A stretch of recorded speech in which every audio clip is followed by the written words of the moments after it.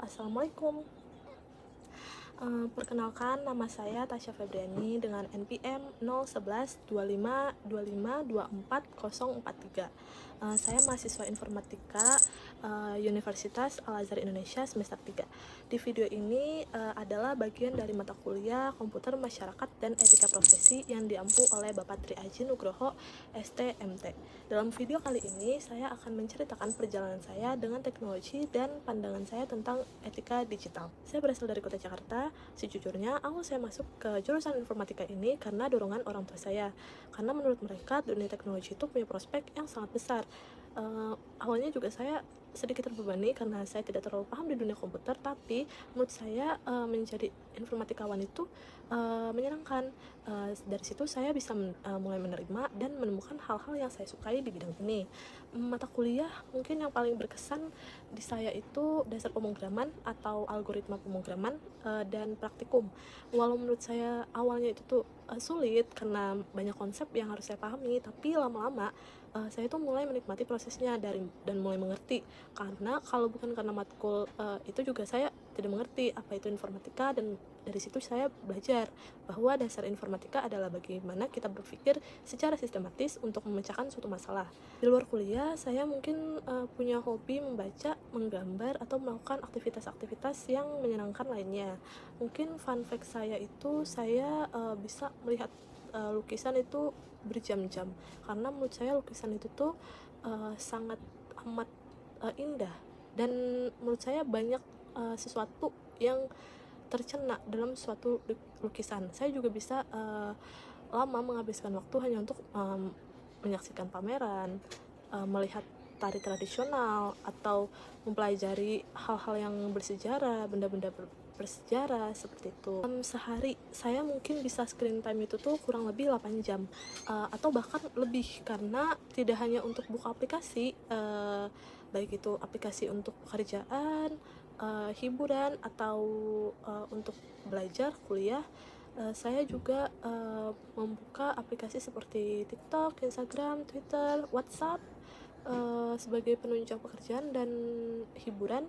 Lalu juga saya untuk perkuliahan, saya sering membuka aplikasi MS Team, e-learning, dan Zoom atau Google yang sering saya buka.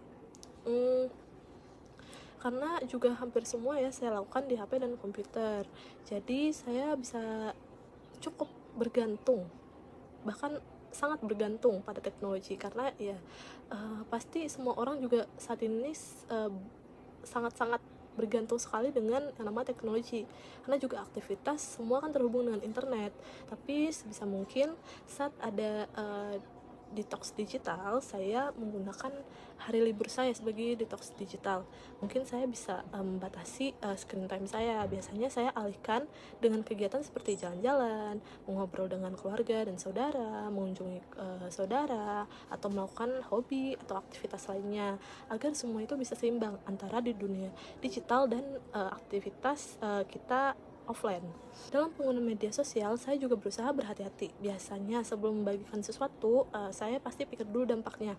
Kalau mencari informasi juga saya pasti selalu cek beberapa sumber yang paling terpercaya, agar juga kita tidak salah menangkap sebuah berita, karena banyak berita-berita hoax yang menyebar di dunia internet atau teknologi ini.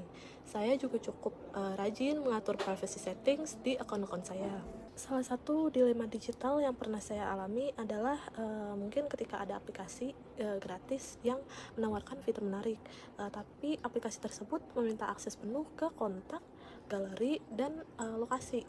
Waktu itu mungkin saya sempat ragu apakah saya harus memilih kenyamanan atau menjaga privasi saya.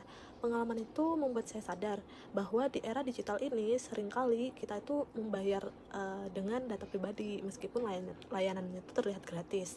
Kalau melihat kondisi di Indonesia, saya sering menemukan kasus penipuan online, penyalahgunaan data pelanggan, dan pencurian informasi saat belanja online. Bahkan juga ada seperti orderan fiktif saat belanja online. Menurut saya ini jadi tanda bahwa literasi digital masyarakat kita ini masih sangat perlu ditingkatkan, terutama dalam hal keamanan data dan etika kita berdigital.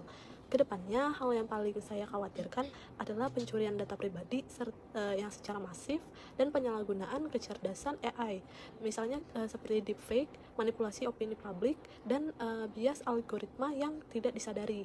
Sebagai calon profesional IT, saya merasa punya tanggung jawab bukan hanya untuk membuat sistem yang fungsional, tapi juga aman, transparan, dan etis. Saya juga ingin berkontribusi dalam membangun teknologi yang tidak hanya canggih, tapi juga bisa dipercaya, karena bagi saya, teknologi seharusnya memanusiakan manusia, bukan menggantikannya. Mata kuliah ini, saya berharap bisa lebih memahami etika profesi IT, terutama dalam hal keamanan data, privasi pengguna, dan tanggung jawab sosial pengembangan teknologi.